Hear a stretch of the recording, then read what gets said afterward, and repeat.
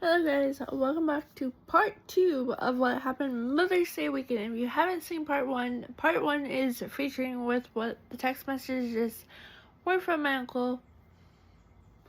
And part 2, I haven't fully decided if I'm going to do Mima or if I'm going to do my aunt. But I think I'm going to start with my dad's mom, because there's just as much stuff. So this happened the day after May 9th. So this happened on May 10th. Hi, I know that you're pissed off and ashamed for me for lying to Alan, you and Melissa. For that, I'm truly sorry. It's been eating me alive for the past week, and I don't know what else to do. That I should have been honest from the start. However, I was under a lot of stress and pressure from this girl to make things happen. I could make every excuse in the world of what I did and why I did it, but I just wanted to be honest and hope that I can rebuild trust with you, those two. So I didn't decide to cut them off fully. My plan is to still pay Alan back, even though I know the girl will not return the money. Anyways, I hope you can find it in your heart and forgive me. I will just give you the time and space you need. You can feel free to call me and yell at me, because God knows I deserve it. I deserve to get more emotionally than beaten down than I do myself. So she responds. Mind you, it's about an hour later after I send. I think we need to sit down and talk about what can be done and how to go about it.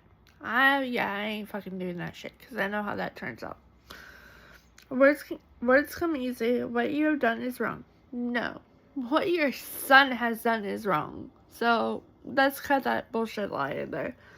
I think your judgment is off on the people that you're associating with you. Really? Really? Because I associate with you and him, and yeah, my judgment's apparently off. The family is going to reach out and try to find some answers, but you have to cooperate. You have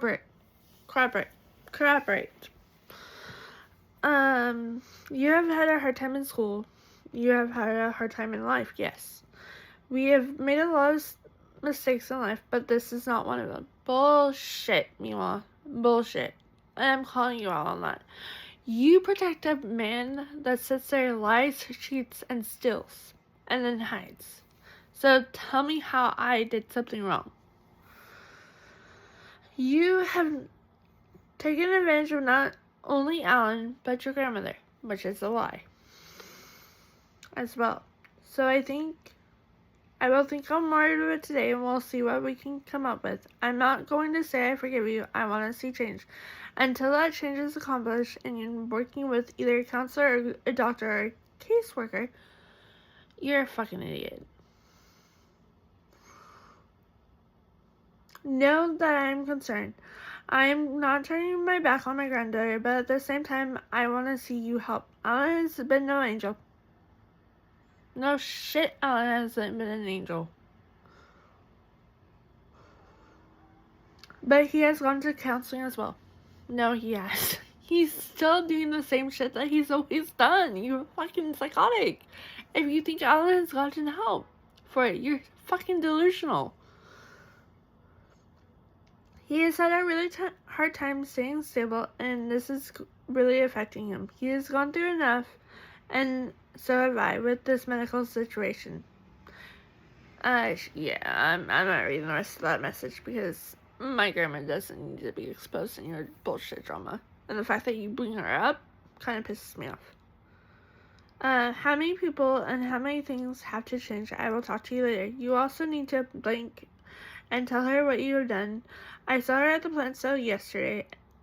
She recognized me and I recognized her. I do not have a good relationship to share, because my grandma knows you're a fucking liar, okay? My grandma doesn't believe you. Even if you were to tell her, she wouldn't believe you, because you fucking hide behind your little shitty delusion. Real. I was like, I don't know what Dad has told you about Grandma blank, but I went to her and I showed her proof of what I was asking for her. I did not lie. so I'm not telling her. Another excuse is the fact that Alan decided to hurt me by using Grandpa and other family members taking up on me. That's why I snapped at him. I have been out counseling since Grandpa died, and before, when I had sticky fingers. I was working to pay Alan back, and still want to pay Alan back to keep my word. Alan knew that my car was having issues, and I was going to have it fixed. So, and until I do, I have to have somebody with me to do my side hustles. If you're in counseling, tell me who your therapist is what she tells me. I do not understand why you need to borrow money from Alan if you had already borrowed money from your grandma. Okay.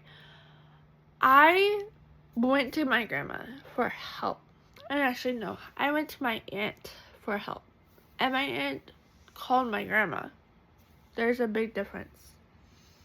Your father has already told me he had put out money for the car repair, so something's not adding up. Not lying. Sorry, but I don't need to share my name with my therapist with you because they won't share any of the talks with you. I do have the right to keep it private. Mom and Dad know I'm in counseling. I keep getting the steering wheel light warning on the car when it starts up, which is true. I still get it, and it's really fucking annoying. And now I have 2 more lights on my car. That's great for me. You're thinking back to the life I'm lying about the therapist, but I'm not sharing the information with you. I don't feel like it will do any good to share it, so therefore I'm not sharing it. Mom and Dad already know I'm doing counseling. They also know that I was under a lot of emotional distress with the fact that I just lost Grandpa, and then I lost Rudy, which hit hard. And the family was not being supportive. So I kind of do the fact that the family was not being supportive. Mind you, nobody was being supportive. Also, Mom and Dad also know that Alan was putting a lot of pressure on me, and I didn't need to put more pressure put on me. I was putting enough pressure on me as it was. And I'm not going to try to make excuses for what I said to them both, but that's why I snapped. I don't enjoy getting yelled at because it's a coping mechanism. I shout down when I get yelled at because it's a coping mechanism that I learned. I'm tired of being hurt by people. I'm tired of being treated like shit by people. You guys seem to think I'm a strong, independent person, which I am, but I do have my flaws.